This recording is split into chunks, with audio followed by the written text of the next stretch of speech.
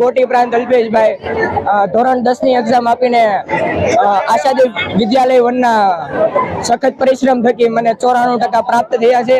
તેની બદલ હું આશાદીપ વનનો અને મારા સર્વે શિક્ષક મિત્રોનો આભારી છું.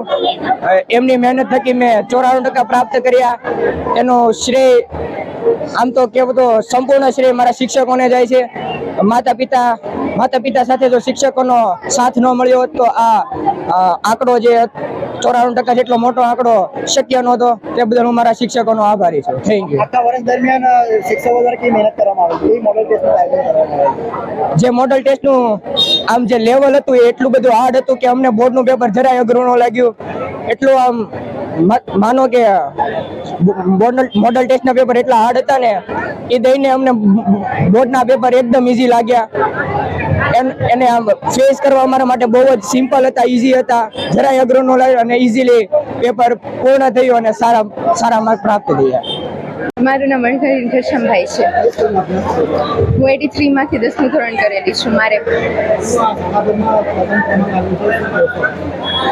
પ્રથમ ક્રમાંકનો મને ખૂબ જ હરખ છે. આની પાછળ શિક્ષકોની મહેનત, માતા પિતાનો સપોર્ટ, મિત્રોની સહાય ખૂબ જ વગેરે મહત્વના છે. રોજનું કામ રોજ, શાળામાં ભણવામાં પૂરતું ફોકસ, મોબાઈલ ને સોશિયલ મીડિયાનું અવોઇડિંગ. એ લોકો વધારે તો મોબાઈલમાં જ ધ્યાન આપે છે, જે ખૂબ જ ડિસ્ટ્રેક્ટ કરે છે સ્ટડીથી. મારું નામ સોહલિયા શ્રીરંગ સંજયભાઈ અને મેં આશાદીપ ઇન્ટરનેશનલ સ્કૂલમાંથી અભ્યાસ કર્યો છે અને મારે 600 માંથી 591 એટલે કે 98.50% આવ્યા છે. આ રિઝલ્ટનો પૂરેપૂરો શ્રેય હું મારા માતા પિતા, વડીલો, શિક્ષકો અને ખાસ કરીને મારા મિત્રોને આપવા માંગુ છું.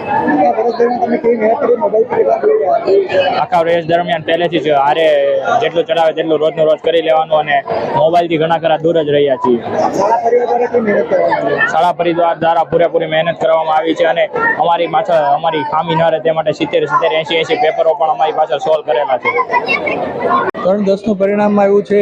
એમાં તો પહેલાં તો સૌથી પ્રથમ જે એવન ગ્રેડ મેળવ્યો છે બધા બાળકોને, એમના પેરેન્ટ્સને અને શિક્ષકો એની પાછળ જે મહેનત કરી છે બધાને ખૂબ ખૂબ અભિનંદન. આશાદીપ ગ્રુપ ઓફ સ્કૂલની વાત કરવા જઈએ તો મોર દેન 350+ એવન ગ્રેડ અત્યારે આવ્યા છે. તો એક મિરેકલ રિઝલ્ટ કહી શકાય કે આખા ગુજરાતની અંદર સૌથી હાઈએસ્ટ એવન ગ્રેડ પણ છે. અને પર્સન્ટેજની વાત કરવા જઈએ તો 591 એવા 2 વિદ્યાર્થી છે જે 98.50% સાથે સુરતમાં અને ગુજરાતમાં ટોપ 10માં સંભવિત 100% નામ આવી શકે છે.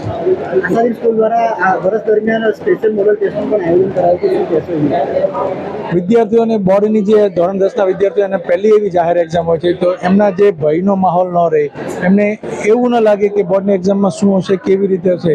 આ એક રિહર્સલ માટે બોર્ડ માટે અમે દર વખતે મોડલ ટેસ્ટનું આયોજન કરીએ છીએ અને વિદ્યાર્થીઓમાંથી જે આ ભયનો માહોલ દૂર થાય છે એના કારણે જે વિદ્યાર્થી ભયમુક્ત એક્ઝામ આપે છે અને એના કારણે જ આ રિઝલ્ટ આવી શકે છે. ગુજરાતભરમાં જે વિદ્યાર્થીઓ પાસ થયા છે એ વિદ્યાર્થીઓને શું સંદેશો આપશો? ગુજરાતભરમાં જે વિદ્યાર્થી પાસ થયા છે તો એમને તો સૌથી પહેલાં શાળા પરિવાર તરફથી ખૂબ અભિનંદન આપું છું.